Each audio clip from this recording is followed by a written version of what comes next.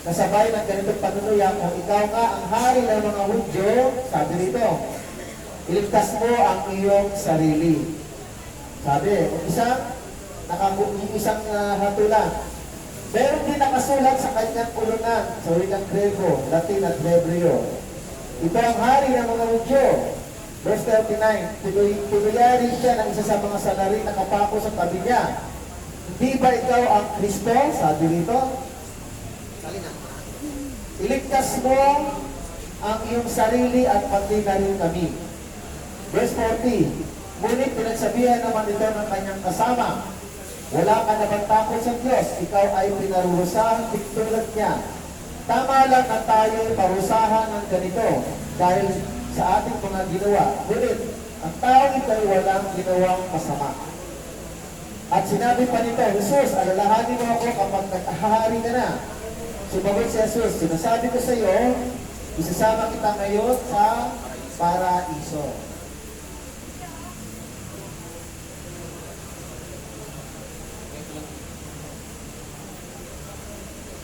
Okay, sige po.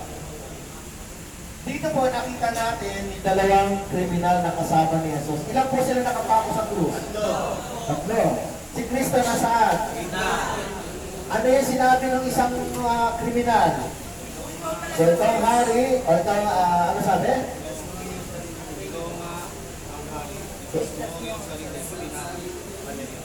Kung ikaw nga ang hari, ligtas mo yung sarili, pati na rin kami. Ngayon, verse 40, pinagsabihan naman siya ng isang kriminal. Ano sabi? Wala ka bang takot sa Diyos? Wala ka bang takot sa Diyos, ikaw ay pinarurusahan din tulad niya. Tama lamang na tayo parusahan ng ganito dahil sa ating mga ginawa. Ngunit ang tao ay walang ginawang masama. Okay. Mga kapatid, dalawa po yung tao na nire-represent ng dalawang uri ng tao. Yung isa, nagdadoubt na Panginoon si Jesus. Okay? Sabi rito, Diyos. Pero sabi rito, kung Diyos ka, palayain mo sarili mo, kasama na kami. So nagdududa siya na Panginoon o Diyos si Jesus. Pero sabi ng isa, wala ka na magtakot sa Diyos, ikaw ay pinarurusahan din na tulad niya. Okay. Yung isang kriminal, walang takot sa Diyos. Amen? Amen. Sayang lang. Kasi bakit? Hahatulan ka na nga. Papatayin ka na nga sa krus. Hindi ka pa naniniwala sa Panginoon. Ikalawa, nilalain mo pa ang Panginoon. So, ibig sabihin, wala siyang nakipagkakakilala kay Jesus. Wala siyang respeto, wala siyang galang. Mabuti na nga, wala tayong death penalty. Baka kung may death penalty tayo, baka isa sa inyo, dalawa sa inyo. Okay, ulitin ko. Mabuti nga, walang death penalty. Baka kung may death penalty, baka ilan sa inyo ay hahatulan ng death penalty. Pero wala. Sa mga kapatid, itong dalawang ito ay hinatulan ng death penalty. Kasama si Kristo. Ngayon, yung isa ay hindi niya kinikilala si Jesus. Dinalain niya pa. Ngayon, isa naman, ang sabi, wala ka bang takot sa Diyos, ikaw ay pinarusahan din tulad niya. Tama lang na tayo parusahan ng ganito dahil sa ating mga ginawa. Ngunit ang tao nito ay walang ginawang masama. At sinabi ka rin kay Jesus, alalahanin mo ako kapag naghahari ka na. Okay, sabi ni Kristo, sinasabi ko sa iyo na hindi na isasama kita sa paraiso. Ngayon, bakit natuwa ang Panginoon doon sa isang tao, kriminal? May tatlong bagay. Ayaw ko lang, baka nadinig na to. Walang direktang paghingi ng tawad, pero pag-amin sa kasalanan. Sabi niya, tayo ay nararapat na parusahan. Ibig sabihin, inaamin niya yung kasalanan. Yun ang number one, inaamin yung kasalanan. Pangalawa, ano nagustuhan ni Jesus? Ang taong, sabi niya, ngunit ang taong pero walang ginawang masama. Itinuri niya si Jesus na walang ginawang masama. Okay, itinuri niya si Kristo na matuwid. Kayo po ba naniniwala na matuwid si Jesus? Sure kayo? Naniniwala ba kayo na si Kristo walang kasalanan? Oo, naniniwala ako gusto. Amen? Amen. O baka pinagsabi lang sa inyo, nabasa niyo mo ba rito? Dapat nababasa rin natin para marami tayong alam. So yung una, inaamin niya siya ng kasala. Pangalawa, itunurin niya si Jesus na walang kasalanan. Ano yung pangatlo na nagustuhan ni Jesus? Bakit siya isasama sa paraiso? Sa palagay ninyo. Ano yung pangatlo, mga kapatid? Naniniwala sa Panginoon? Ito sa mga babae, ano yung pangatlo? Napapakinggan niyo po ba? Ha? Ano yung pangatlo na nagustuhan ni Lord doon sa isang kriminal? Yung una, ano yung una? Una, inamin niya na siya ay nagkasala dahil andun yung parusa sa kanila. Tinanggap niya yung parusa. Pangalawa, tinuro niya si Jesus na matuwid, walang ginawang masama. Pangatlo, ano yung nagustuhan ni Jesus sa palagay niyo? Mabuti. Ha? Mabuti sa may tao sa Diyos. Mabuti, may takot sa Diyos. Ano pa, Juan? Ano pa yung palagay niyo na nagustuhan ni Jesus? Ano na? Humihingi siya na isama sa paraiso. Okay. Actually, malapit, pero ang pinaka nagustuhan ni Jesus, ang sabi ng mga kriminal, ito pa, pakinggan niyo po ang sinabi pa nito, Jesus, alalahanin mo ako kapag naghahari ka na. Itinuring niya si Jesus na hari.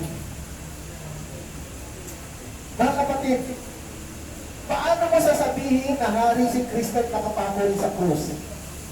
Alam ng taong kriminal na si Kristo ay pag namatay ay maghahari. Alam niya na ang Panginoon ay aakyat sa langit at maghahari. Nananampalataya siya kay Jesus. Amen. Actually, darating yung panahon talaga maghahari ang Panginoon. Meron po sa Book of Revelation na 1,000 years of reign. Paghahari ng Panginoon. At bababa ang Panginoon, magkakaroon ng bagong Jerusalem, bagong heaven and earth. At maghahari ang Panginoong Jesus. Pero sa pamamagitan ng Banal na Espiritu, naghahari naman talaga siya sa atin. So, ano yung tatlo na yun? Ano yung tatlo na yun? Review tayo, review. Inamin nila yung sila ay nagkasala, kaya sila ay naparusahan. Pangalawa, tinuro niya si Jesus na wala kasalanan, patuwid. Pangatlo, tinuro niya si Jesus ay hari. At sabi niya, alalahanin mo ako pag naghari ka na. Ano sabi ni Jesus? Sinasabi ko sa iyo, sasama kita ngayon sa paraiso. Actually, ngayon na kaagad. Ano yung paraiso? Ano yung paraiso? Pakibasa. Yes, langit. Pakibasa 2 Corinthians 12, 2 to 4. Page 2, 3, 4. Francis, kanan. Papuntang kanan. Ikalawang Korinto, chapter 12, verse 2 to 4. Pakibasa, lakas. May kilala akong isang Kristiyano na dinala sa ikatlong langit. 14 na taon na ang nakalipas.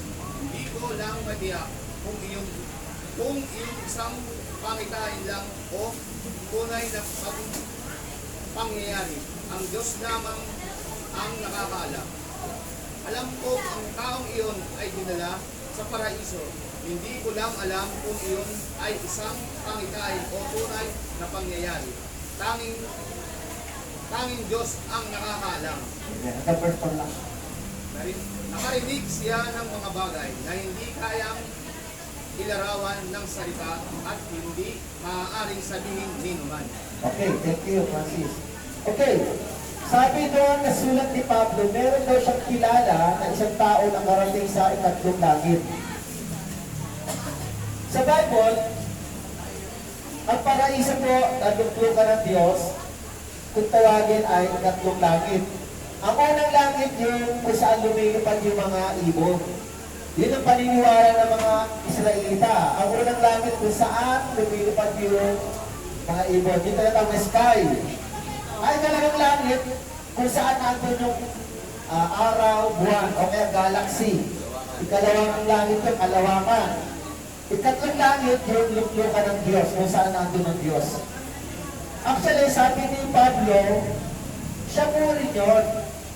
Sa Book of Acts chapter 14, si Pablo po, si Apostol Pablo ay binugbog ng mga Israelita. Dahil ay maniwala sa Ebanghelyo ni Jesus, napipikon sila kay Pablo. Si Pablo po ay sinaktan, binulpi at unconscious na. Ano ibig sabihin na unconscious? Halos patay na.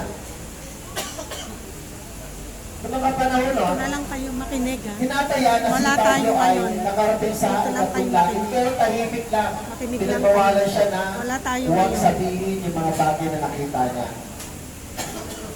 Ngayon, Romy, Brother Romy, nandiyan ka, ginawin na niya. Pakibasa yung Pahayag chapter 2 verse 7. Page 320. Page 320. Ano pa ba yung paraiso na binabanggit sa Bible? Kailangan may suporta tayo sa Bible para malaman natin kung ano yung paraiso. Pahayag chapter 2 verse 7. Kasi malapit tayo sa paraiso, di ba? Baka sabihin natin, o yan lang yun, pastor. Okay, sige, ano yan? Pakilakas, Romy, ha? Pahayag chapter 2 verse 7. Page 320, page 320. Page 320. Pahayag chapter 2 Revelation, verse 7. yung last part. Chapter 2, verse 7. Para may makakadinig dito. Wala ba patawag ba, Romy? At pagbabasa mo sa ano, sa maliwanag, kung malakas boses niya. Sino malakas boses? Pagbasa mo sa akin. Revelation 2, verse 7. Ayun, Revelation, chapter 2, malabo. Sige, verse 7. si ano lang, si ano. Kaya ba? Sige, kaya mo yan. Ang lahat ng may pagdinig ay makinig sa sinasabi ng Espiritu sa mga iglesia. Lakas mo. Ang lahat ng may pagdinig ay makinig sa sinasabi ng Espiritu sa mga iglesia. Diretso ka. Meron pa. Sa pulo. Verse 7. Sa magtatagumpay ay ibibigay ko ang karapatan Kumain.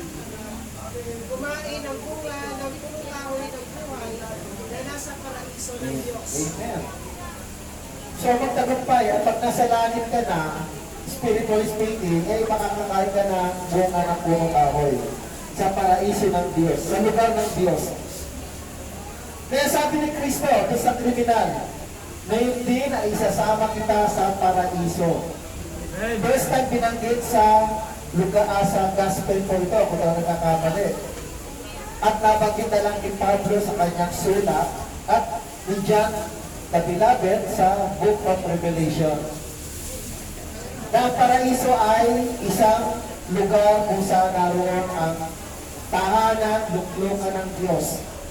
Dahil si Kristo po, pag namatay ay muling mabubuhay, and after 40 days, mananatili siya sa lupa habang siya ay muling nabuhay, at siya babalik na sa langit. Alam niyo po yun, babalik siya sa langit at siya po muli ay babalik patungong lupa sa darating na panahon. Kung tawagin na second coming. So ngayon mga kapatid, verse 44, konti na lang. Tuloy natin na magtatanghaling tapat na hanggang sa ikatlo ng hapon, nagdilim sa Borgo Tais, nawala ng liwanag ang araw at ang tabi ng templo ay atulid sa gitna. Sumigaw ng malakas si Jesus, Ama, sa mga kamay mo ay pinagkakatiwala ko ang aking espiritu at pagkasabi nito ay nalagot ang kanyang hininga. Verse 47, nang makita ng kapitan ng mga kawal ang nangyari, siya'y nagpuri sa Diyos at sinasabi, tunay nga matuwid ang taong ito. Maraming tao ang nagkakakita doon at nanonood. Nang makita nila ang mga nangyari, umuwi silang dinadaluman ang kanilang dibdib dahil sa lungkot. Nakatayo naman sa di kalayuan ang mga kasamahan ni Jesus, pati ang mga babaeng sumama sa kanya mula sa Galilea. Pinagbasta nila ang mga pangyayari ito. Amen? Amen! Alam niyo po ba mga kapatid, na noong mga panahon na ito, milyon po yung tao kasi nga araw ito ng Passover. Tuwing Passover, Pentecost at saka Feast of Tabernacle, 3 times a year pumupunta ang mga Israelita sa templo. 3 times a year. Ito po ang pinakamaraming tao na pumunta sa templo sa Passover dahil nabalitaan nila, binuhay din ni Jesus si Lazaro. 4 na araw nang nakalibing. Kaya napakarami ng taong pumunta sa Jerusalem para makita si Lazaro na muling binuhay ni Jesus at para makita rin si Kristo dahil sa himala at propesiya.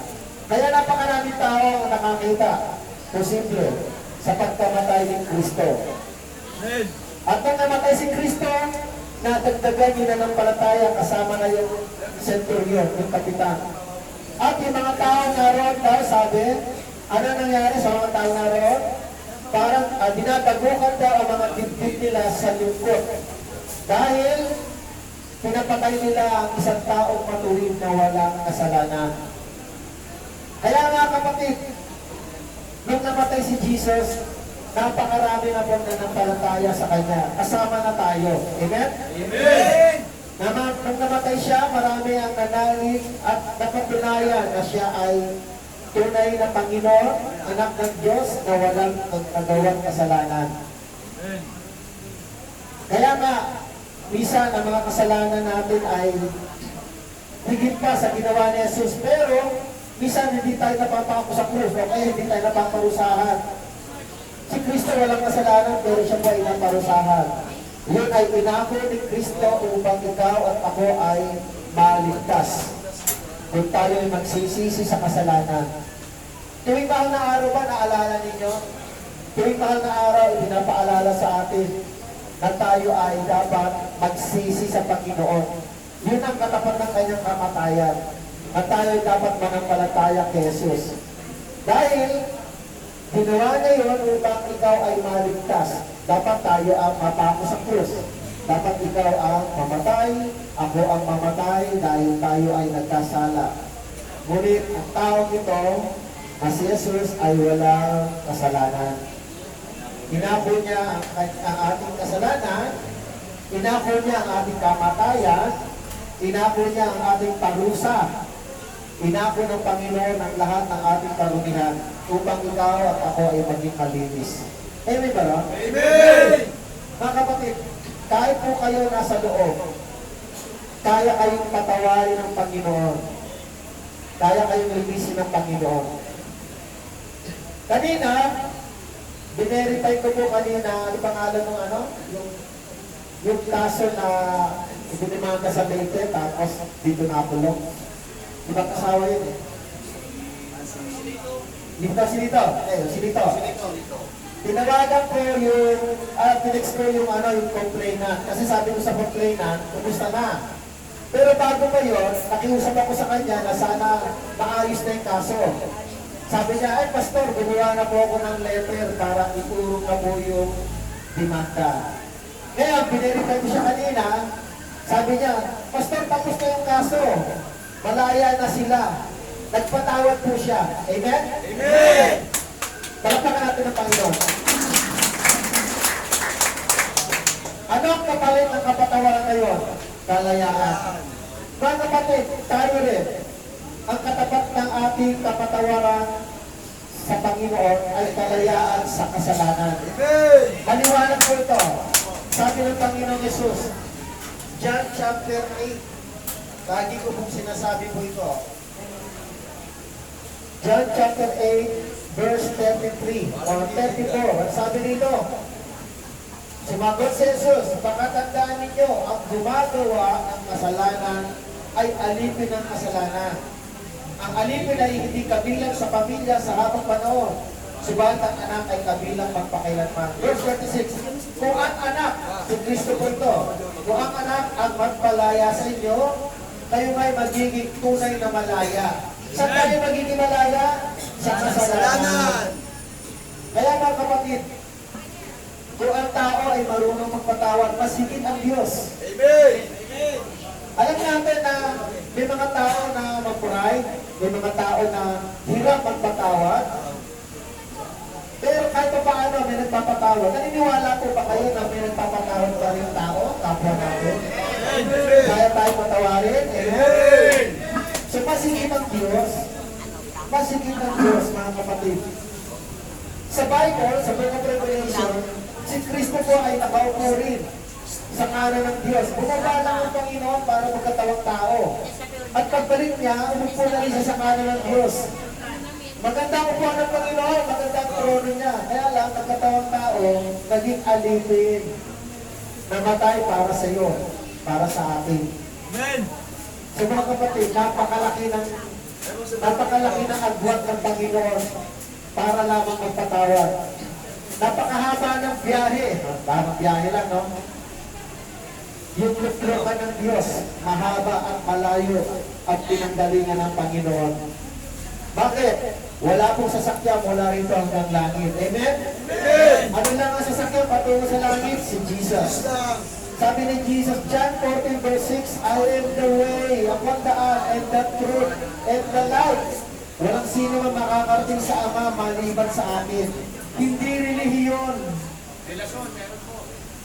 Relasyon natin kay Kristo. Siya ang daanan natin, lifestyle. Maging daanan natin si Jesus. Ano ba? Siya ang katotohanan dahil marami pong mga kasinungalingang aral. Panahon pa lang ni Jesus, marami nagtuturo ng kasinungalingan.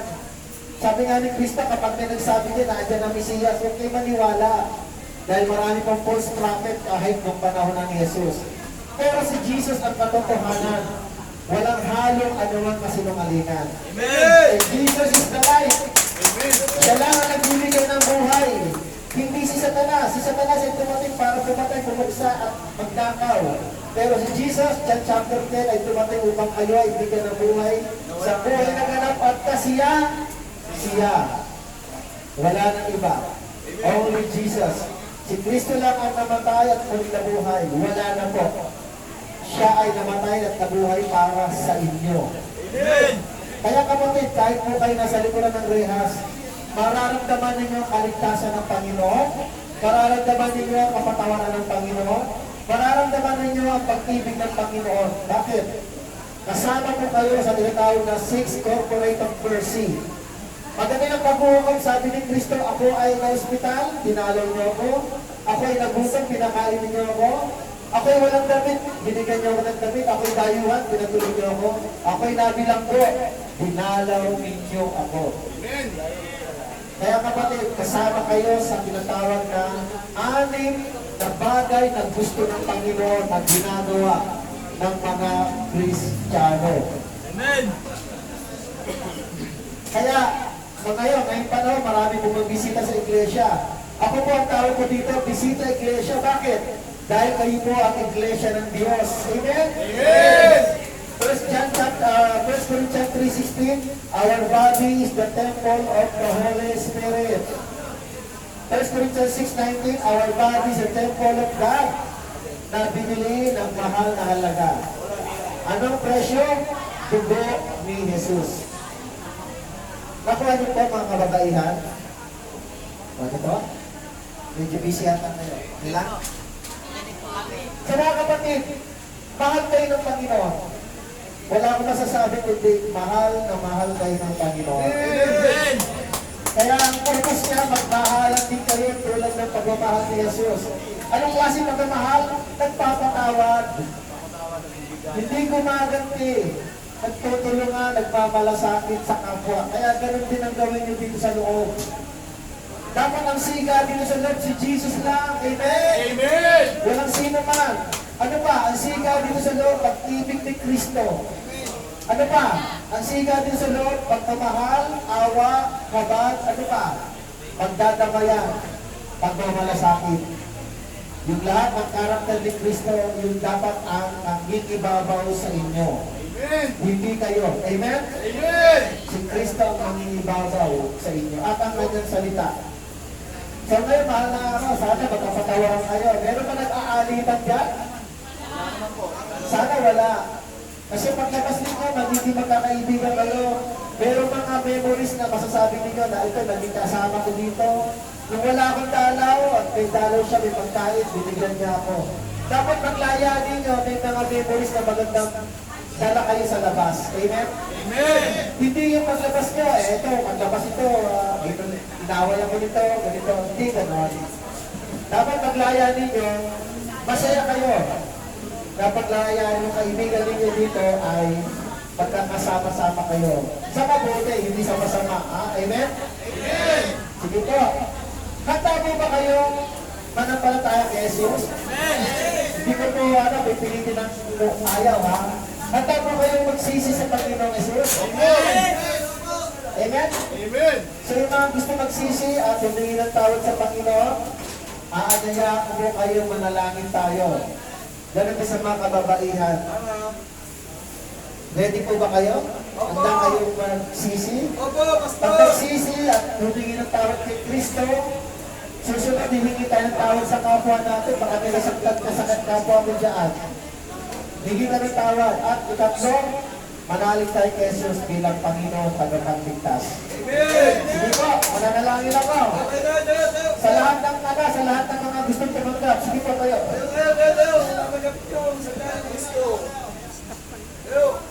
Sa lahat ng gustong tumanggap